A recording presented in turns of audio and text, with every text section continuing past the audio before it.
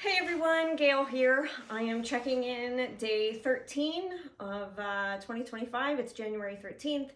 I shared in the intro video that I don't have a lot of energy to do the things that I feel God is calling me to do.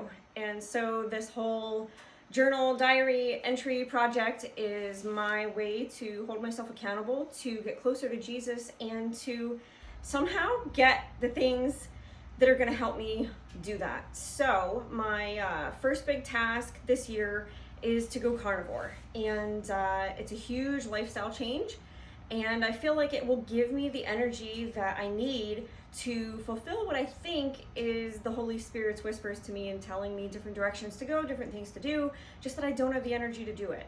I don't like that at all. So this year, my goal has just been to come up with different big projects that are really going to transform my life a lot, because I feel like there's a lot of room for positive improvement. So carnivore was the first big initiative of mine, and I'm sharing all of it with you guys because I feel like, well, maybe somebody will learn something from what I'm doing.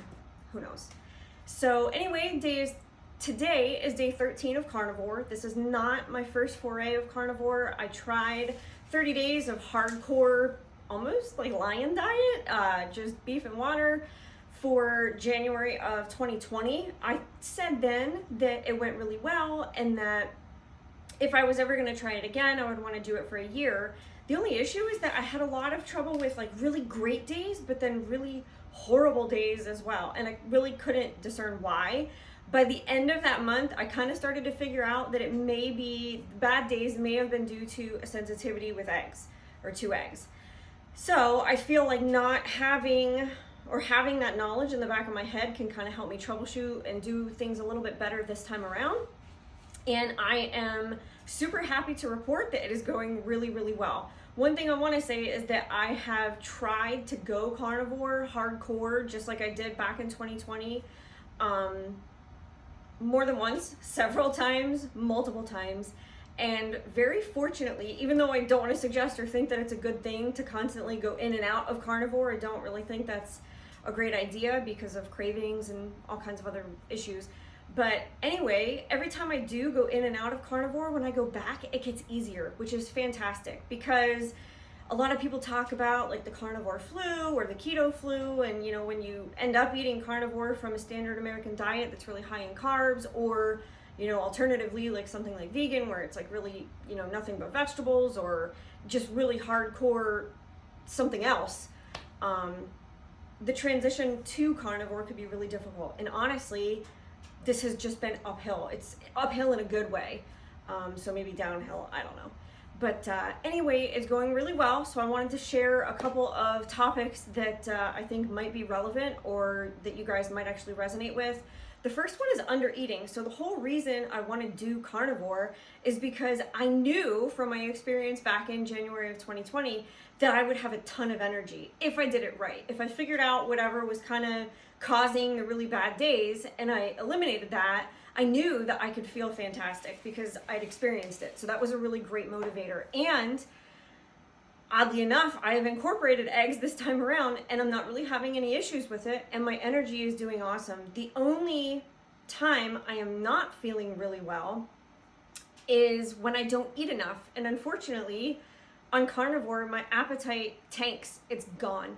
I don't have any cravings. On day 13, I would say I had cravings the whole month of January in 2020 when I did it. But this, I don't know, was probably my 20th or 30th attempt at carnivore. So at this point on day 13, I have really no cravings whatsoever, and it's fantastic. And I will say, for the women out there, this is during the time of the month when I would typically have cravings like crazy. So this is really, really good news. That said, I don't want to eat at all, which is really unfortunate because I need to eat to get energy. And so what I've noticed is the few times where I didn't really feel stellar over the past 2 weeks have very obviously turned around once I ate. And so I'm in a bad habit of having coffee for breakfast, or, you know, not really for breakfast, but in the morning. And then that kind of takes away my appetite until later in the day. Even drinking decaf coffee, I wanted to get away from caffeine, so started on decaf along with carnivore at the beginning of the year. And I'm to the point where I don't even want the coffee anymore. Without the sugar, it's not the same. It doesn't taste good unless it tastes like, you know, something really sugary and sweet. So I think the coffee is going to go altogether. But I also think another benefit of that is that maybe when I get up in the morning, I will be hungry for food instead of coffee. And I think that'll really help me because, for example, yesterday, Sunday morning, my husband and I got up and we didn't eat early, but we ate a decent, I think we had steak, filet mignon for breakfast yesterday, which was on sale. We would never be able to buy filet mignon full price. But anyway, it was a really great experience to realize, man, I'm like really tired. I don't feel like doing anything. And then here we have breakfast and I felt amazing afterward, had plenty of energy. We went outside. We have maybe an 1/8 or 1/4 mile long driveway that's really steep and made of stone. And at this point, most of the stone is washed out. We have a bunch of huge ruts in the driveway from, you know, just other people getting stuck and trying to get unstuck. And then we needed to dig a ditch along the side of the driveway to allow our neighbor's well to flow alongside the driveway rather than across it.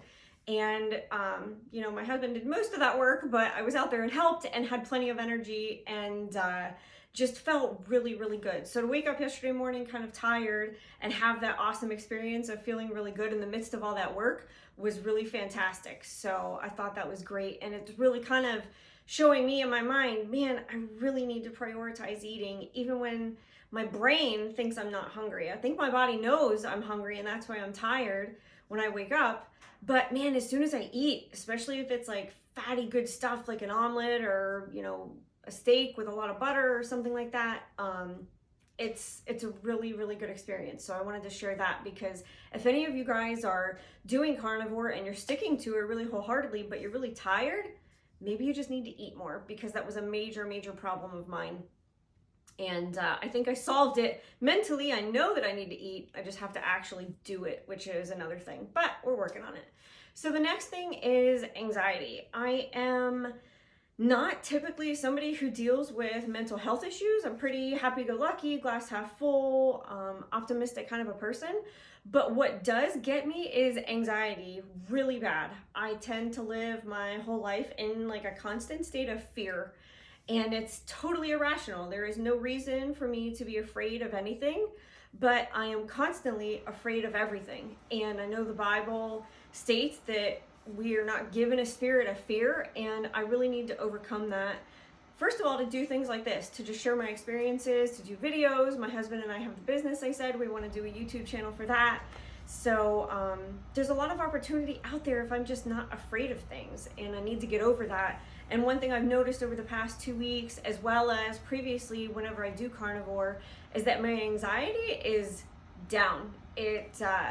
Not that I don't care about things, but it's just that I'm not afraid of things that I would normally be very intimidated regarding. So it's been a really positive experience that way.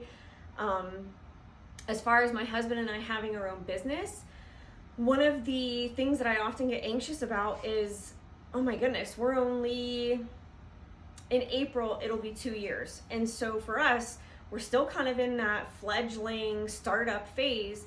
And I constantly get anxious over, are we doing enough? You know, when our savings run out, are we going to be able to support our family on what we're making? Is the business growing quickly enough? And so that's like a really heavy weight to carry. And I just, again, it goes back to faith, which I said I think I'm lacking. So I really feel comforted in not having the type of anxiety now that I had a month ago. And so that's been a really positive benefit. I feel like anxiety and fear are distractions, and it's been really great to work, especially alongside my husband, without having that kind of fear in my heart. You know, we get to do things, we get to go after stuff, we get to accomplish together, and without that fear in the back of my mind or in my heart, it just feels a lot more fulfilling and comforting. And instead of worrying so much, it's nice to just let all the worries go by the wayside. And the last thing is my mindset. I think, like I said, since January of 2020, I knew then that if I were ever really going to give carnivore another shot, I would want it to be for a year instead of for 30 days. And it took me, unfortunately, till now, almost 5 years later, to really give it that shot. But I finally, I think, have completed the grieving process of what it means to really give up everything else. I don't want sugar. I don't want the things that I know hurt me because of how difficult it's been just to get back here. I would give carnivore a shot for a little while, you know, maybe 10, 20, 30 days here and there, and just kind of say to myself, yeah, you know, I'm in it this time. And always kind of had in the back of my mind, yeah, you know, if I make it 2 weeks or if I make it 30 days, but I never really committed to like a year-long process. And I feel like I'm there. I feel like only 11 days in, it's going really well, swimmingly, infinitely better than I've ever experienced it going before, to the point where I feel like I could do this forever, which is huge because for the longest time I would try and it would just seem hard. But if you're at all in the carnivore space, I'm sure you've heard of Kelly Hogan. One of the things that Kelly talks about is that carnivore isn't hard. She struggled with infertility issues. Not being able to have children when that's on your heart is hard. For me, not having the energy to play with my kids is hard. Not having energy to do a business process that really needs to be completed is hard. Not having energy to interact with my husband when we have free time away from the kids is hard. There are a lot of things that are hard, but cooking up a steak, putting it on my plate, and eating it is not one of them. It's not hard. And so I just wanted to say that it's the mindset change, I think, that is really going to help me do a lot better this year. And I really hope the same for any of you that might be watching this that have done exactly what I did. You try and you fall off the wagon. You try and you fall off the wagon. You try and you fall off the wagon. And then you just wonder, am I even supposed to do this? Is it worth it? You know, blah, blah, blah. And just the way that I've been feeling the past week, you know, getting down, eating enough, and consistently having energy, feeling awesome. And that was really the whole reason I started this, was for the energy to be able to fulfill God's will and use that as a tool to build up my faith again. That makes it very worth it for me, to the point where staying carnivore is not hard. Avoiding the sugar or the beer or the cupcake or whatever, it's not hard anymore. And so I am super excited to share all of that with you guys. I can't wait to come back every week and share how it's going, and just really excited. If you could leave me a comment, like, share this video, subscribe, do all those little things, I would really appreciate it. Thank you so much for being here, and I will see you guys next week.